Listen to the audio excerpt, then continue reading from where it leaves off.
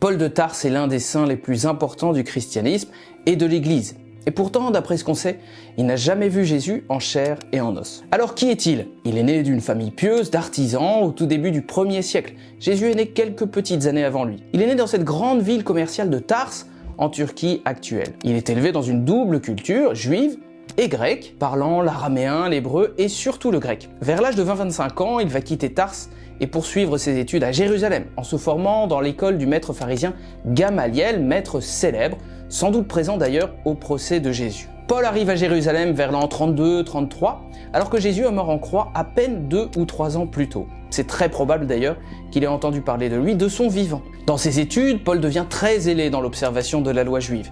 Il est lui-même pharisien, c'est-à-dire juif pieux et rigoureux dans la pratique religieuse. Sa rigueur le pousse à rejeter fortement les premiers chrétiens parce qu'il estime qu'ils rejettent eux-mêmes la tradition juive et voudrait même abroger la loi de Moïse. Il participe à la lapidation de Saint Étienne, diacre de la première église, vers l'an 34. Peu après, il s'en va dans la ville syrienne de Damas pour porter des lettres d'arrestation contre les chrétiens et reçoit sur la route une puissante illumination. Jésus lui apparaît et lui fait cette demande célèbre. « Paul, pourquoi me persécuter ?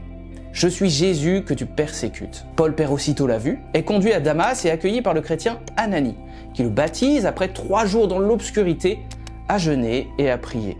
C'est alors qu'il retrouve la vue. Paul reste avec Ananie pendant 3 ans pour tout apprendre sur le Christ, et puis quitte Damas vers l'an 37 pour Jérusalem, où il va rencontrer Saint Pierre, Saint Jacques, d'autres apôtres et rester avec eux pendant 15 jours. Il va passer les 25 années suivantes de sa vie à annoncer l'évangile et convertir les gens, souvent au péril de sa vie d'ailleurs, à Jérusalem, mais surtout plus au nord, à Antioche, dans toute la Turquie actuelle, puis à Athènes, Chypre, Corinthe, Thessalonique, Rome, et dans beaucoup d'autres endroits. Dans les premières années, il étonne, en se tournant de plus en plus vers ceux qu'on appelle alors les gentils ou les païens, c'est-à-dire les gens qui ne sont pas juifs. Et il va leur annoncer l'évangile alors que les apôtres se tournent plutôt vers leurs frères juifs. Vers l'an 50, Paul retourne à Jérusalem où une importante réunion avec les apôtres accepte sa mission spéciale auprès des païens, qui n'auront plus besoin désormais de se soumettre à la loi juive. Il continue alors ses voyages, espérant aller jusqu'en Espagne.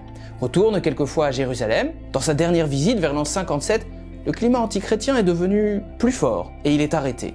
Il reste en prison jusqu'en 59, environ à Césarée, puis fait appel à l'empereur Néron pour se défendre directement devant lui, et c'est son droit comme citoyen romain.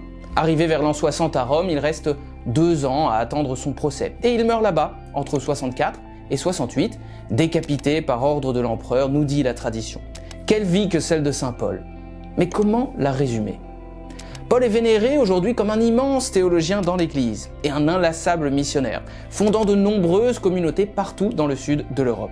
Sa pensée a largement contribué à la compréhension des mystères du Christ sur tellement de sujets essentiels.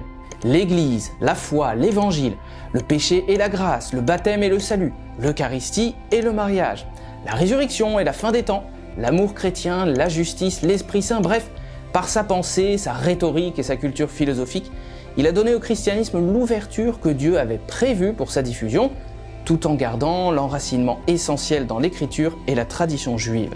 L'apôtre des nations développe sa pensée sur près d'une quinzaine de lettres qu'il travaille, sur plusieurs mois, longuement, et puis va dicter. Ses écrits sont alors diffusés et servent de base à toute la théologie chrétienne. Aujourd'hui encore, ils sont lus presque tous les dimanches à la messe, en 2e lecture.